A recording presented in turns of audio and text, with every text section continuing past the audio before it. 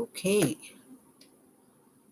So I don't think I need to hook my mic up or anything because I think I can be heard. But just in case, let's put this on just in case. Let's go ahead and do that. All right.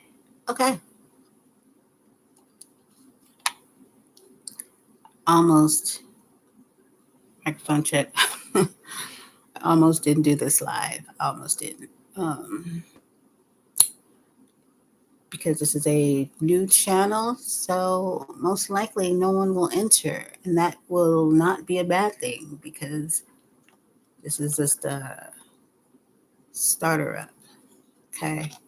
But if you do join, then welcome. Just go ahead and sit this here.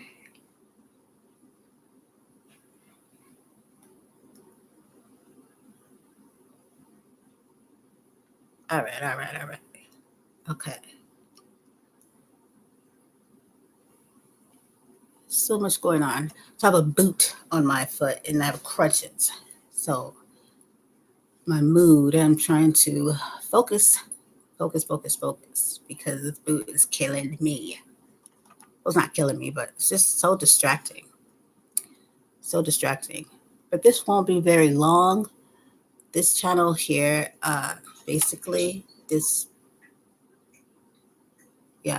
channel here is for podcasters. And basically talking about podcasting from a podcaster's point of view. And for me, as of right now, as a podcaster in 2023, whom started in 2019, who has evolved since 2019 in so many ways. Like I cringe going back to listening to like old episodes when like it sounds like crap or you just know more than what you used to know. But I think it's beneficial. And I think that podcasters should always keep those ones and like keep it in the back channel. But a great idea to do with those podcasts, like from your past, where you could totally tell, because you still change no matter what. Let's say, for instance, right now, I do a podcast or I'm doing this. So I wouldn't include this, but if I'm doing a podcast, right? At some point, that podcast I'm going to look back on and be like, ooh, right? Maybe not so much as before, but I'll see the growth. But I think like our beginning ones, the ones where we were learning like with sound and format and just conversation in general, I think that it's a good idea you could turn those into a podcast in itself, right? Create like a folder or just you turn it into a blog or some sort of audio where you can use to monetize with subscriptions, right? I think it's a good idea to take old podcasts anyway and kind of like tweak them a little bit, especially if they were kind of like, right? And also go back and possibly take some of those off. Because to be honest with you, personally, I think I still have mine all on there. And that's like another thing as a podcaster for so long that still, not that I don't know any better, I just haven't thought to do it, right? And so I need to be more like, just like up on it to where, okay, Brandy, take those off. Don't keep those on there. But then I'll check this out. But if they're doing well, right, and they strike numbers still, should I leave them or should I have been monetizing those suckers? Can you monetize old shit that's already played? We're gonna find out. We're gonna find out. But with this episode here, like I said, I won't be too long. I just wanted to come on and say like, be creative and have fun with your podcast. Like you can take your old stuff, your new stuff, but you can take your old stuff and you can do so many crazy, exciting things with it. Like you don't have to follow a pattern. You don't have to follow anybody else. If no one else is doing it, it's even better. Who cares? Take a risk, take a chance. Do you be that new trend? And because it might work for you and not somebody else. But I mean, there's a lot of things that we can do and someone else may not bite, but take the idea. But always remember, no one can do it like you. So you're always the original. Look, no one can be you. No one can be you better than you can be you. So just know that don't hold, I always tell people don't hold back. Like, when ridiculous is ridiculous and overboard is overboard and you crossing boundaries. I think we have common sense to know that. So I don't really have to like stress that. But sky's the limit. Like, go for it. The creative factor, like, do it. Because you never know unless you take the chance. And if you, not to say fail at it, but didn't do too well, then you just do better, right? Because you're not competing against anyone but yourself. And that's just like in life generally. Like, you're not competing against anyone because no one can do it better than you. So when we sit out in this world thinking that we have to be like the other person or up them, like, don't ever. I've seen people do that, and it's like looks like it's like really uncomfortable for them. Like, you can tell they don't have the confidence. But I see the confidence. I've seen people like that where I've looked and admired what they do, right? But you can tell they take me, maybe my tenacity and my forwardness and my positive attitude and just willing to go there, and not really tripping if yours might be, I don't know, but I don't have that. Like, I congratulate, and I've seen that in people where they don't have the confidence. You can tell because you're too busy about what the fuck I'm doing, right? You don't even want to congratulate me. You don't want to do a show with me. And I'm just like, why not? You know what I mean? Or you just feel like you want to be pet. Like, I can just see like people like in the beginning, oh, not in the beginning, there's this one person, I'm not gonna say names, but I can totally tell. Like, I'm really good at reaching out to people and saying, "Hey, you want to do something?" Or I'll have you on, right? Because I like to uplift people, right? And you can just tell, like, with everything I was doing, you could tell they were following it, and they would just like throw little things out there, like, "Oh, I don't have time to do this," or I would try to like give them ideas, and you know what I mean? Like, they didn't have time to. It just seemed like it was like really petty, like competitive in a way, right? And I saw that, but I don't know what they saw because what I saw with them is I admired what they did. But obviously, that person wasn't that confident in their stuff because you're so concerned about mine. And to be honest with you, I could point out many things that I thought that person had going for them and their show that I didn't. But instead of like not admiring it in a way where I'm like, or maybe mad or jealous or whatever you want to say, it didn't get to me like that. It was more like, let me, like, just talk about it, right? So I don't know,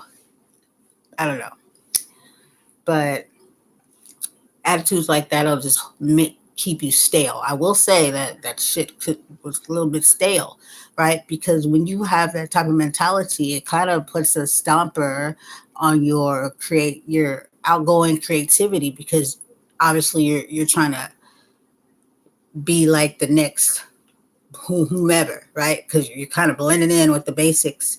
You got all that shit going, great for you. But what is making you go the extra mile? Like, what is different about you? Like, when you podcast, you should always have something that's different, like a little trendy, like pizzazz or something, like something that nobody's really doing. There's so many ideas when it comes to podcasting. Like, it won't get tiresome. It's just way too many things you can do, and nobody can do it like you. So all I'm saying is nobody can do it like you. So, but definitely, definitely, definitely for 2023 with podcasting, there's so much shit that we could talk about. There's so much stuff going on. But just remember, make them want to watch, make them want to listen. As important as your topics can be, make it creative. Not just because you want people to listen and to get that attention, but you want to give them something worth. Like, I don't like wasting people's time. I want you to feel like, I want to watch that shit. See what they got going today. Like, I can always turn it up a notch 5, 10, 20 times more too. I do a lot better at giving the advice than I do applying it, to be honest with you. So what did that say about me? So as I'm sitting here telling you or sharing with you, telling myself also too, right? Because I have this new show I started called Podcast Motivator. And it's because I know people can get burnt out, or you feel like, oh, what else is there? Or you just get burnt out and it has nothing to do with your podcast. But remember, just I felt it was important for me to make that show for myself, but for others too, to remind us. Because when it comes to podcasting and podcasters, I think we have a connection like nobody knows like we do. Like I always tell people, no one podcasts for the heck of it. You're not podcasting for money, but of course you want to make money, but you're not like, let me go podcast so I can make some money. We know that's not how that works. It takes a lot of work. And you got to put it like be an entrepreneur. You have to make it work and you have to keep going and you have to put the work in. It's a lot of work. But the thing is you have to love it, which I do have a show also called Podcast Like You Love It. You got to love it because the only way you're going to be successful and have anything worth having is by loving what you do, right? Because anyways, if you don't, most podcasters die off by what episode 3, 4, 1? Like, people say, oh, I don't have the time. So many people I've tried to collab with that wanted to get on podcasting. They weren't really on it, but they said they wanted to, but they couldn't find the time. The thing is, you're not thirsty like I am, because I could have said the same thing too. I made the time. My first year podcasting, I podcasted every single day, like every single day for a whole year, just to make sure that I didn't fall off, that I didn't stop after podcast 3 or 4. You know what I mean? Like, I got to take care of this. And then it becomes a habit to where you're like, I got to do this, and that. And I made it a habit where my podcast was just as important as me getting up and going to work. I did both at the same time. Even my coworkers, I was teacher, be like, where do you find the time to do this? I don't know, just like you find the time to do whatever the fuck you do. I don't know. You know what I'm saying? I find the time. I don't even understand that question. I feel like if you have time to take a break, to sit on the toilet, to take a snack, eat a snack, to go outside, go to the store, then there's plenty of time. It's just the way we look at it. So where did I find the time? I'm gonna be honest with you, that's a stupid ass question to me. Where did I find the time? Like, where couldn't I find the time? I'm not here all day working, right? Like, I'm pretty sure people stop and like go out and have time with their friends and stuff. I could do that and still have time because guess what? I made time for it. It's not about how do you find it. It's about what you make time for. That's how you use your time. Because, time is really just a man-made construct. So it's what you do with it, how you spend it, and how you look at it. So on that note, I'm going to check out. Thank you so much because this freaking boot, I wish I could show you. So uncomfortable. I got to wear this shit. I don't know, for a few weeks. But guess what? It's not going to stop me. Ooh, maybe I should make a podcast about that. I do have some other ideas. But yeah. And I'm delving into this new YouTube podcast thing where they actually have like a section where you create a podcast on here. And people know I have a show also on Jam. It's called Jam. It's like a 3-minute podcast. It's very popular. It's new. They have podcast news, ABC News, all that stuff.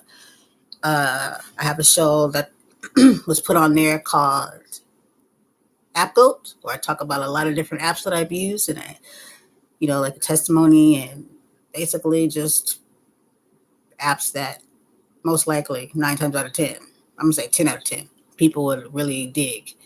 And because we just are used to the basics, like, oh, Clubhouse, oh, this one, oh, that one. They have so many other, social audio platform, video, just social, just audio, and even sometimes cooler, just gonna say, but just not popular like those ones. So those are the apps like I just end up being able to seek out, come across, I use, connect with the community, connect with the developers, all that, and can testify to why I use it and what you can benefit, what I benefit and what you can benefit. So that's called Out Goat, and that's on Jam. So check that out. You can get that on the Google Play Store or I think the iOS, the Apple. I think it's on there too. Yeah, it definitely is. And you can also pitch, to where if you want to start a show on there, you definitely can. But if you just want to be a subscriber and check it out, which either way it goes, pretty dope. I would say that platform is if the rating was 1 to 10, I would give it a 10. It's the shiznit. But all right, guys, and shout out to Jam and Pete and the crew for doing what you do, and amazing, amazing, amazing. And until next time, guys, this is the girl Brandy J right here, podcaster. I think this is, I think, podcaster's vision. And until next time, don't judge me for this first episode. Please don't. It'll get better. All right. Peace out.